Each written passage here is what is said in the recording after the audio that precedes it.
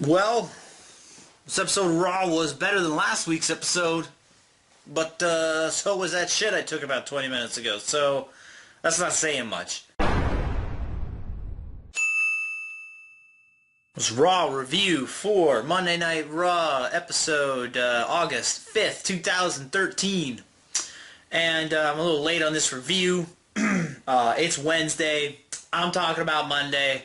My kid was homesick yesterday. One of my kids was homesick, so, can't shoot a video when I got a 3-year-old running around the house. But I'm here now. Let's do this. This show, it was better than last week's episode of Raw, but it still pretty much, overall, was fucking shitty. And it's real disappointing because I just don't understand. It's going into SummerSlam, second biggest pay-per-view of the year. Why do your Raws gotta suck so bad? Why does your main 3-hour show gotta have so much garbage on it? I don't understand. I'll never understand that. Because here's the thing. They have 3 hours to work with. A 3-hour show, and yet the only 2 matches that I find them devoting any credible amount of storytelling to, or airtime to, it's not good storytelling, most of it, is CM Punk, Brock Lesnar, and John Cena, Daniel Bryan. That's 2 matches. You got 3 hours to work with, and you're only going to put time into 2 matches, and then the rest of the stuff on this episode of Raw was fucking terrible. It was boring.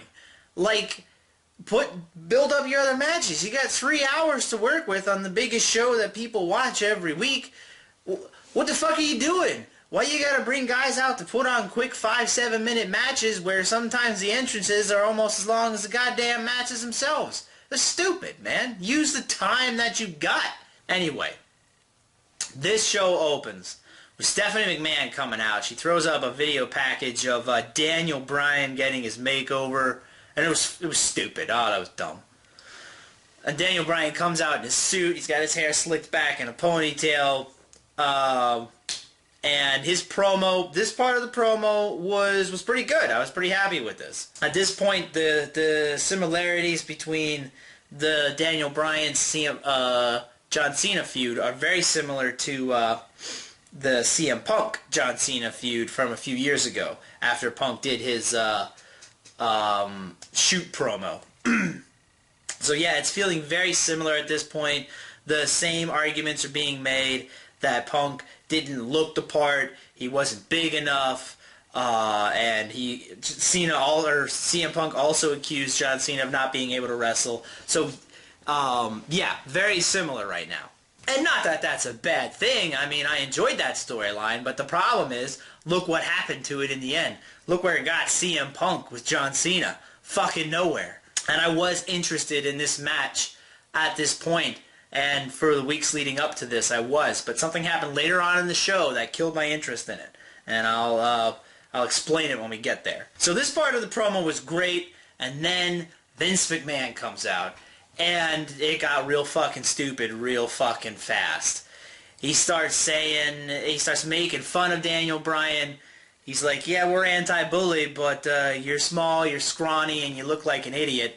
But, be a star. Then he says that Daniel Bryan needs to cut his beard to complete the makeover or whatever. And he brings out Wade Barrett, and at this point, I'm totally fucking zoned out. But there is one thing, I'm not even going to talk about the rest of this. It's so fucking dumb. But I do want to make a point here. You see, there's a lot of similarities between the CM Punk Cena angle from a few years ago and this one.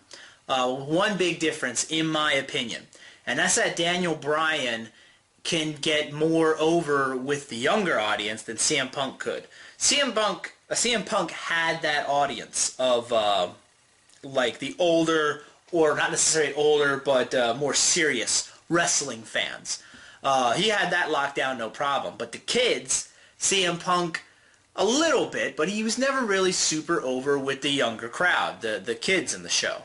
Daniel Bryan gets the more serious wrestling audience because he can wrestle and he can cut good promos, And he also can branch out to the kids because of the way he looks and just the way the WWE has been marketing him as sort of a kind of a lighthearted goofball type character at times, which is something that they never did with CM Punk. I feel like the segment was broken up into two parts. You had the Daniel Bryan part, which catered towards me and people of similar like-mindedness as myself, looking for that serious wrestling stuff.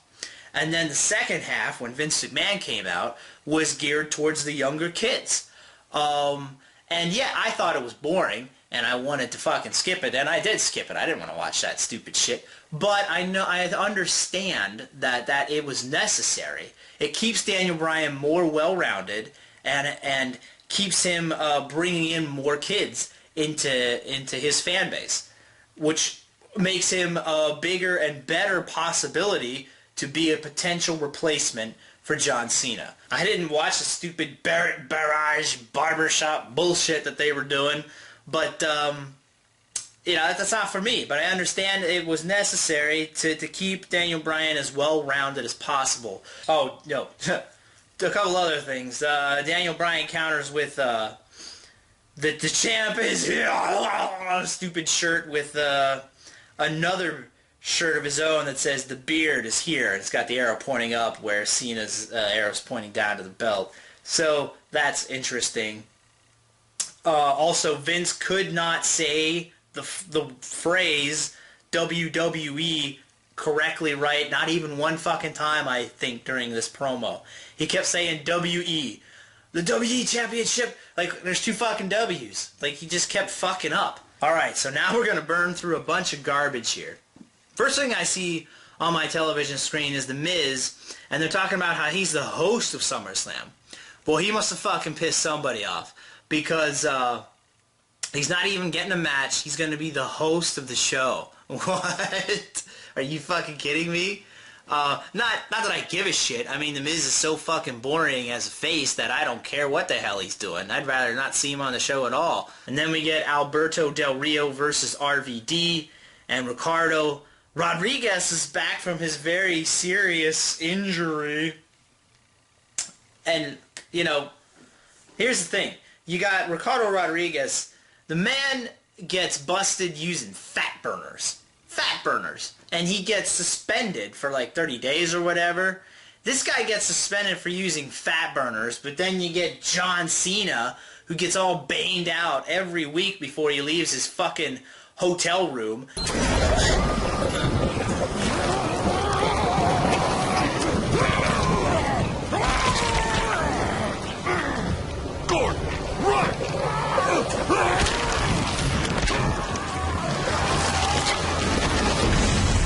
And this guy is like walking on sunshine, He never has to worry about anything getting caught with that sort of bullshit. And that's just fucking stupid. So this match was quick, but it was mildly entertaining. I mean, had RVD doing his RVD stuff, so it was alright. RVD wound up throwing Del Rio into a bucket that Ricardo had placed in the corner. Was meant for Del Rio, or meant for RVD, but Del Rio got hit with it. And then RVD got the pin, a quick pin, victory. Del Rio was pissed. He beat the shit out of Ricardo with the bucket after the match and kicked some stairs into his head. Which, I don't know. They're just trying to get heat on this guy because he's just not that interesting. But in the end, I don't think it's going to help because, it's a day later and I don't fucking give a shit right now. So I don't even know if I really gave a shit while I was watching the show. So Cody Rhodes comes out next. And this segment, I really don't know what happened here. I liked the video package that they showed with what's been going on SmackDown, which is kind of where this storyline's been taking place so far. Cody Rhodes, he baits Sandow into getting in the ring to get his briefcase back, and then he attacks him, and Sandow runs away, and the segment ends. I don't really understand what exactly they were going for with this segment, other than just to remind everybody that yes, this feud is happening. What was their end game? Because it just kind of stopped, and I wasn't clear as to what the point of it was. Up next, the WrestleMania rematch that nobody wanted to see. Ryback versus Mark Henry. Wow. I'm sorry that this was on the fucking show. But it didn't fucking matter because Ryback ran away and Mark Henry won by DQ. And Ryback's just... It just doesn't make any sense to me. So you got Ricardo Rodriguez on Fat Burners. You got Cena baning out every day. And then you got Ryback, who is probably, I have to assume, taking a near lethal dose of antidepressants just to have to get out of bed every fucking morning, knowing that he's gonna have to play the world's biggest fucking pussy. So up next was the John Cena segment, and this segment, man. It was a heel type promo. I mean, he was acting like a heel in this promo. But here, let me just read my notes, okay? Cena comes out and he's starting to talk, and the reaction he's getting from the crowd, it's nothing compared to what Daniel Bryan got at the start of the show. Nothing. I mean, they're barely booing and they're barely even cheering for anything that Cena has to say. I mean, this crowd didn't give a fuck what he was saying. Not throughout this entire promo. And then Cena went on to twist Daniel Bryan's words around from the promo earlier in the show from Daniel Bryan. This was just fucking annoying. I mean, it was Cena being Cena, and here's the thing: I'm actually not that pissed off about it because this crowd didn't care. And I think it's the general feeling from a lot of WWE fans now that Daniel Bryan's coming around, is that they don't care what it's John Cena saying anymore. He's barely getting any reaction, and people would rather cheer Daniel Bryan than spend their time booing John Cena, which is great. So yeah, no matter how much John Cena yelled at the crowd and tried to get them fired up, they just weren't having any of his shit that night, and I loved it. I mean, I loved it all the way up to the boring chants. That's right, John Cena gets another boring chant, a pretty loud one this time too. And then Cena does what he always does. Instead of addressing the fact that the crowd is chanting boring at him, because he's the one that's fucking boring, he's got to play it off and say, oh, you guys seem like you want us to have the match right now, tonight. He just redirects the boring chants, chanting boring to him. And it's fucking stupid. Like, Daniel Bryan, I'm okay with with Daniel Bryan having to go through some barbershop bullshit at the beginning of the show. Because I understand, yeah, that part of the promo sucked. But I know I'm going to get some good wrestling out of Daniel Bryan. So I'll sit through it. I'll deal with it. But with John Cena, he's going to come out and he's going to cut a fucking shit-ass promo or a goofy, kiddie-oriented promo. Although sometimes Cena cracks jokes about fucking jerking off. That's true. It's happened many times. So I'm not really going to let my young kids sit down and watch an episode of Raw that's got Cena talking about masturbating. I don't think so. So I'm not really sure where his promos are geared towards, who they're geared towards sometimes. So Cena cuts these fucking garbage promos, and then he comes out and he fucking drops a big old deuce in the middle of the ring. He just shits all over it. He's fucking horrible in the ring. He can't wrestle for shit. So you're getting terrible mic work and terrible ring work from John Cena. And I can't fucking... Like, the guy brings nothing to the table that wants me to watch him wrestle. That gets me to want to watch him wrestle. And yet he's been the top guy for 8 fucking years. 10 fucking years. I don't know. Too many fucking years, man. 1 year is too many. 1 month is too fucking many for this guy. And you know, over the years, you got chants. You get the boring chants. You get Cena sucks. And you get fuck you, Cena. You can't wrestle. People aren't chanting this to John Cena because they're enjoying themselves and they're having fun being entertained by him. No, that's not what this is. That's not why people are saying this. It's like people complaining to the WWE at their live events saying, we're tired of seeing this guy in this spot. Fucking either get rid of him, change him, or put him down lower in the fucking card. Just get him out of the main event. But never. They'll never do it.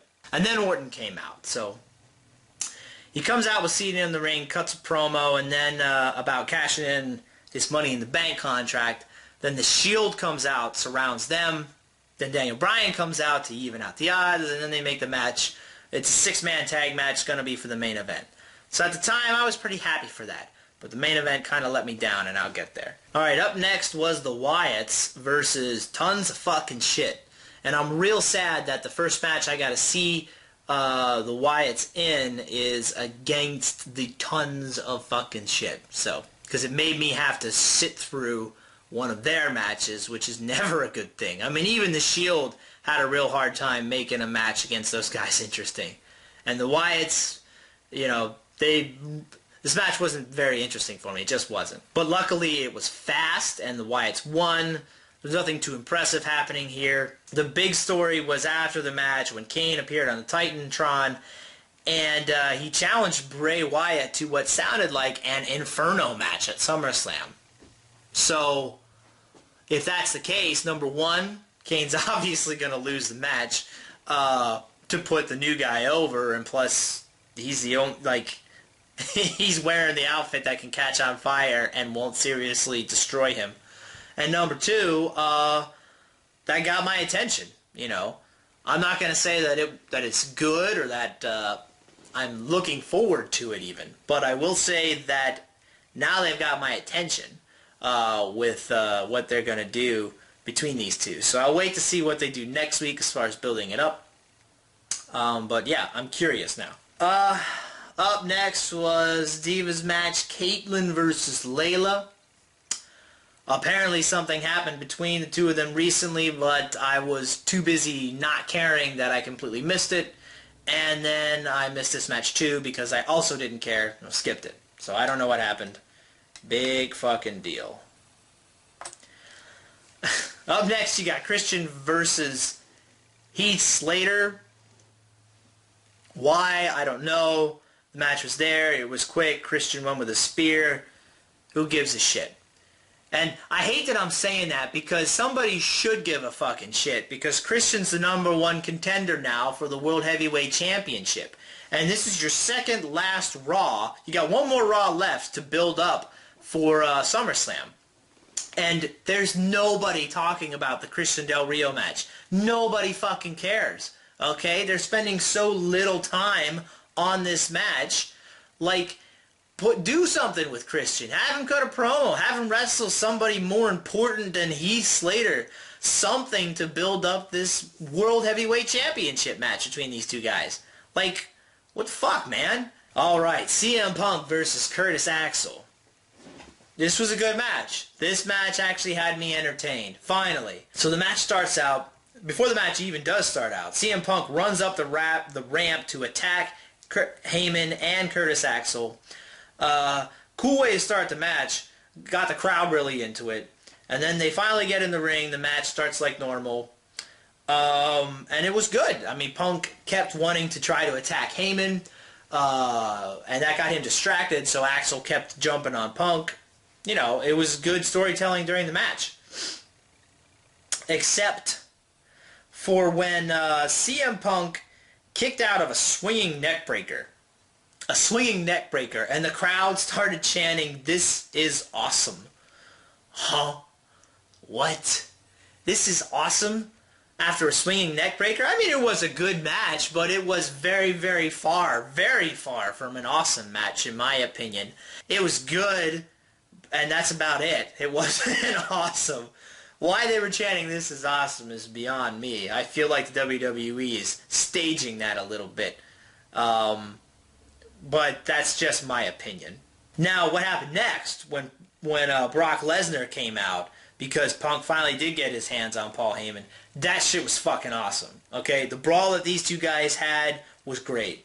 And I give it 2 thumbs up. Everything that happened. It's got me pumped for this match again. Every time these guys interact together, I want to see what's going to happen, and it makes me get more and more interested in the SummerSlam match. I'm really looking forward to it. This was the best part of the show for me. The match and then the brawl afterwards. Up next was Fandango versus Kofi Kingston, and Kofi's back, but this match didn't really do much to make me interested in it. It was kind of boring. One thing that really ruined this match was the fucking commentating. I mean, the commentating was really garbage in this match. It was just so bad. So Kofi won this match. I didn't really care. Okay, here we go. Up next was the Triple H backstage segment between him and Stephanie McMahon's awful, like soap opera, daytime soap opera acting. So, what Triple H basically said in this promo, I'm not going to actually quote verbatim what he said, but it pretty much guarantees that the SummerSlam match is going to be the ending to the match is going to be a clusterfuck. And I just want to see these two wrestle, Daniel Bryan and John Cena. And I want to see Daniel Bryan beat Cena clean. But it's not going to happen, you know. Everybody knows it's not going to happen. But now, with this promo, they pretty much came out and said, yeah, we're going to throw everything plus the kitchen sink into the end of this match to give John Cena all the excuses in the world if he does lose the match to say, well, here's why. So, you know, I'm totally lost interest in the match because of this promo. I mean, why can't they just let him wrestle? You know what I'm saying? So, this was a big fucking fail in my opinion. Up next was the Usos versus Swagger and Cesaro. Match was okay. I mean, it wasn't terrible. It was quick. Cesaro pinned one of the Usos with the neutralizer. And there you have it. Up next, you got Dolph Ziggler versus Big E Langston. This match started out fun and fast-paced until it got too fucking fast and real sloppy. I'm not really sure what happened with this match. I feel like they were planning to have a longer match. Maybe they thought they were going to have a longer match, but they got told last minute that they lost 5 to 7 minutes, so they had to like cram everything they wanted to do into an even shorter time frame. Again, WWE not giving time when they've got 3 fucking hours to a segment that people might actually want to see. Ziggler whiffed the Famouser big time, and this just looked sloppy. This match was pretty sloppy. And then in the end, some bullshit happened between AJ and Caitlyn, who came out, and Ziggler got distracted, wound up losing the match. So Big E wins in the end. They might do some sort of mixed tag match for SummerSlam, but for me, this is the end of the Big E Ziggler feud, because Big E won the match between the two of them. So, just like I said a couple of weeks ago, Big E Langston beating Dolph Ziggler does nothing for him because everybody beats Dolph Ziggler, and Dolph Ziggler continues to just take shit from every single person in this company. Alright, here we go. Main event. You got Daniel Bryan, Randy Orton, John Cena versus The Shield. The crowd was super into this match, but Cena looked like a fucking idiot on the ring apron being his little cheerleader bullshit. But this match started like 5 minutes before the end of the show, and it was real disappointing because I was actually looking forward to this match. But when it was 10:55 and the guys were still coming out to their entrance music, like I knew it was going to be super short, and like I was pissed off because I wanted to see a good match, and all we got was the guys, you know, running through the motions because they had very little time to work with. So the Shield, let's see here, what happened? The Shield got DQ'd because they started ganking somebody. Orton nailed Daniel Bryan with an RKO after the match, and then Cena got hit with an RKO eventually anyway, and then Randy Orton took off because the Shield came back and started beating the shit out of both Daniel Bryan and John Cena. And then at the end of the show, Orton standing tall on the ramp with the Shield in the ring, and people were booing Orton because he didn't help Cena and Daniel Bryan. So, again, it's another element that's being tossed into the match for SummerSlam between Cena and Bryan that's just going to turn the ending into a gigantic clusterfuck. And I'm really disappointed with that, I am. So overall, the show, it still fucking sucked, but it was better than last week. At least I could pick a couple of things that were good to watch. I mean, the CM Punk Curtis Axel and then Brock Lesnar stuff. That was great. I mean, go check that out. I also enjoyed the crowd not giving a fuck about John Cena. That was great. But again, WWE doesn't care about our opinions, so that doesn't matter. Alright, JV Squared, 61279 with a wrestling review, and I will see you guys next week.